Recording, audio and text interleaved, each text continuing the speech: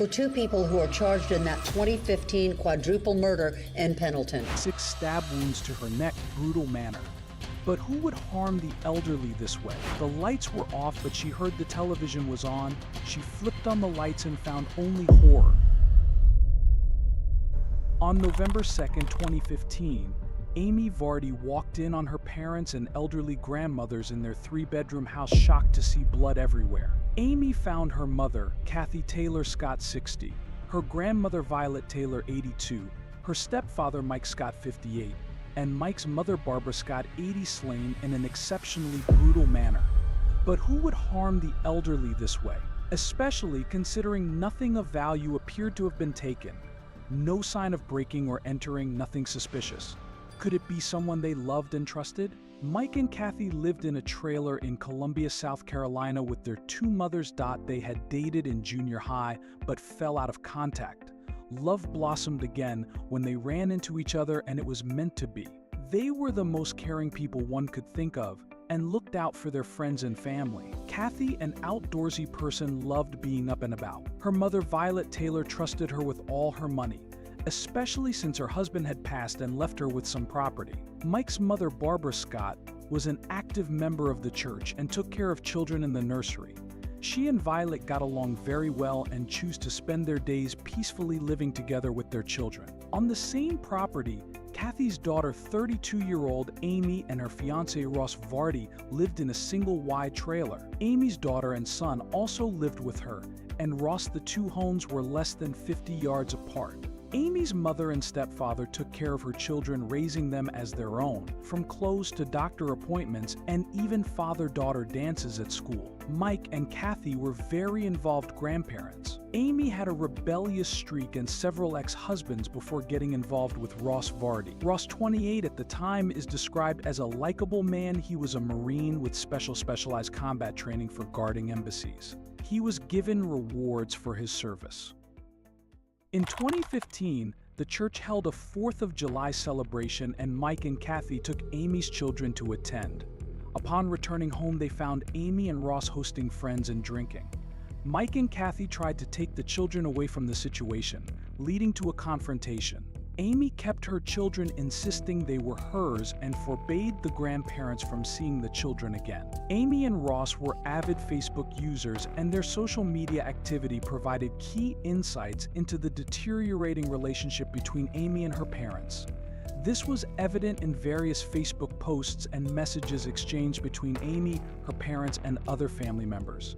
These communications included arguments and accusations, contributing to the strained family dynamic. On July 9th, Amy publicly accused someone implied to be Mike and Kathy of lying. The next day, Mike's sister, Pam Isabel, privately urged Amy to stop airing their personal disputes online for the children's sake. Amy responded angrily, declaring she would not let Mike be a grandfather to her kids again. By July 16th, Mike and Kathy tried to reconcile with Amy, apologizing and wishing her well. Despite this, the feud continued, with Amy posting about emotional abuse and sharing videos of arguments with her family. A neighbor reported that Amy yelled at her parents, wishing they were not alive, and was generally hateful and disrespectful toward them, despite their relationship with her children. When Amy married Ross on October 24th, she did not invite her mother Kathy to the wedding due to the sour relationship. The week that Ross and Amy got married, Mike came home from work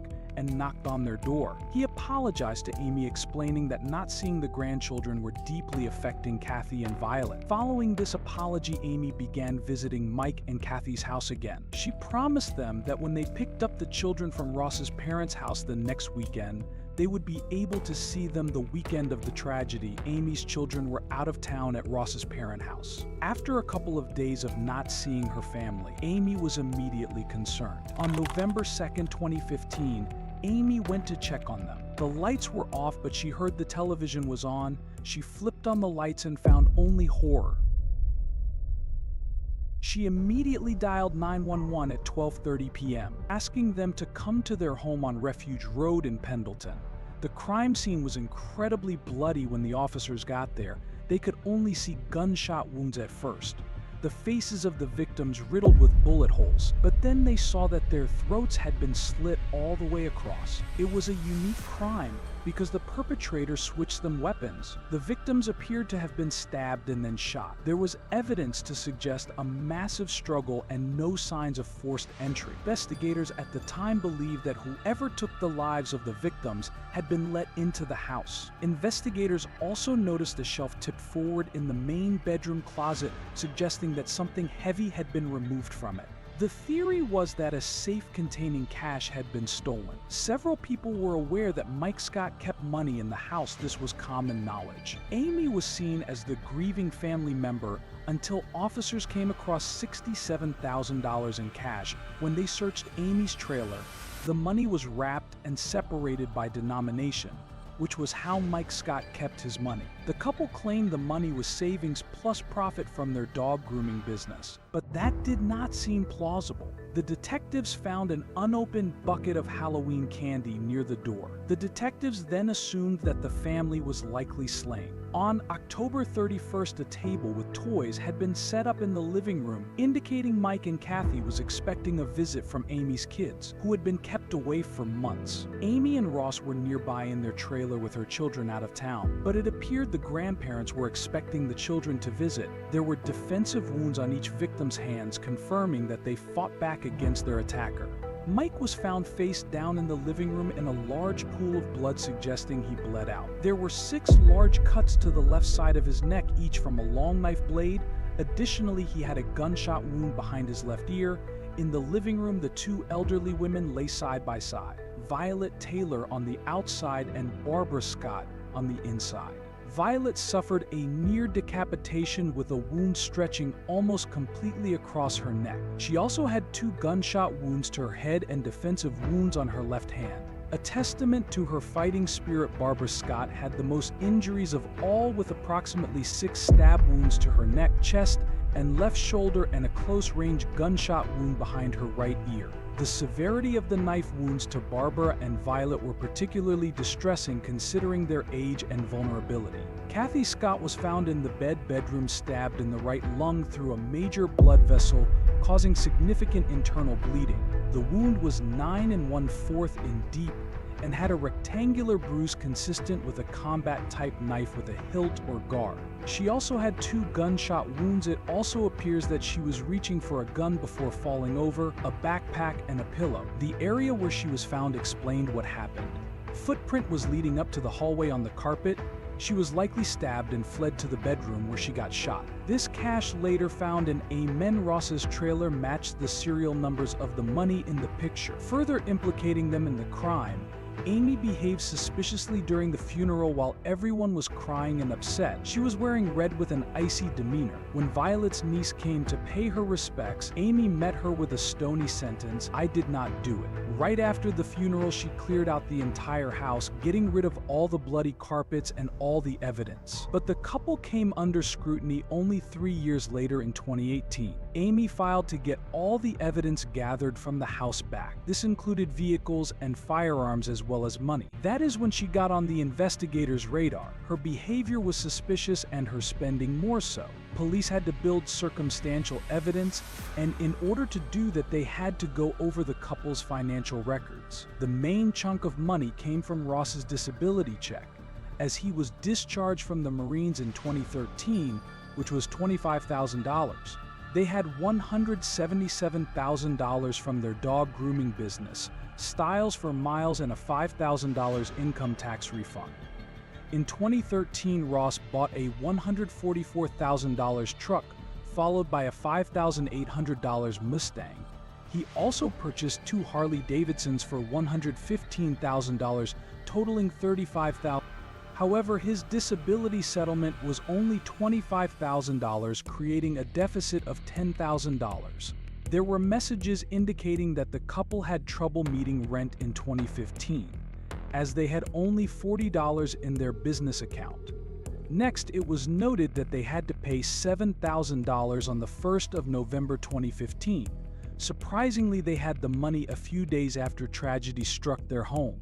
Their business Styles for Miles generated $2,700 in 2014 and approximately $27,000 in 2015. Despite these earnings, their spending far exceeded their legitimate income. Hannah Taylor, Amy's cousin and former employee at the Pendleton-based business, said the couple had been experiencing financial troubles. It was so bad, Hannah claimed, that her paychecks regularly came up short. Every morning I got there, I would check the voicemails, check the phone calls, and there were bill collectors calling and leaving voicemails like you would not believe.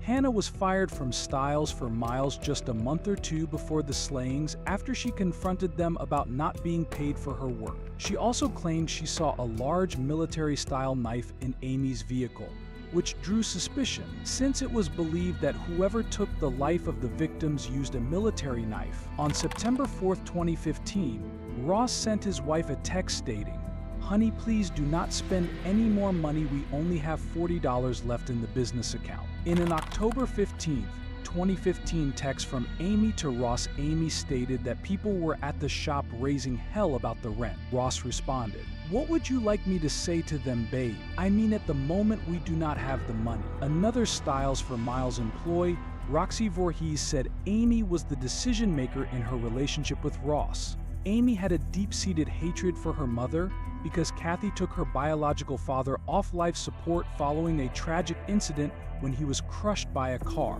As they went through cell phone records, it appeared that the couple's phones pinged within the vicinity of their home on Halloween night. Another important piece of evidence was that the shoe prints found on the scene matched a pair of red AX shoes that Ross was seen wearing on CCTV footage. The shoes Ross was wearing in that particular hoodie were never recovered. There is more. There were messages that contradicted the couple's story about being out and then going to bed at 9. Text messages placed them in the vicinity around 8:30 p.m. and they were seen at a store after 9:38 p.m. Detectives decided to interview them separately, with Amy refusing to cooperate. Ross forgot that he and Amy had told the officers they were home that night in bed by 9:00.it was evident that the couple was lying, especially considering the inconsistencies in their stories. Poring over the evidence, which included financial and cell phone records, the shoe prints at the crime scene, the conflicting statements, their volatile relationships with the victims, and some of Mike's cash found in the Valor trailer, investigators believed they had enough to present the case to the Attorney General. Amy and Ross Vallard were finally arrested in December of 2023, over 8 years after the gruesome events of Halloween 2015. They are being held as they await trial, their application for bond denied. On February 16, 2024, prosecutor Heather Weiss said the one person who stood to truly benefit from their demise is Amy Vardy.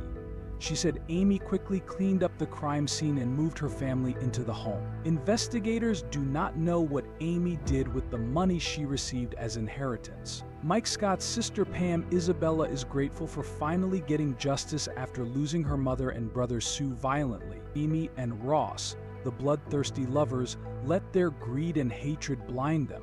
They had a loving, supportive family that let them live rent-free and supported them in any way possible. They lost everything: love, support, family, and even the money they wanted. Perhaps if they had continued to live their lives, things would have turned out to be fine, and they almost got away with it, forgetting that the truth comes out eventually.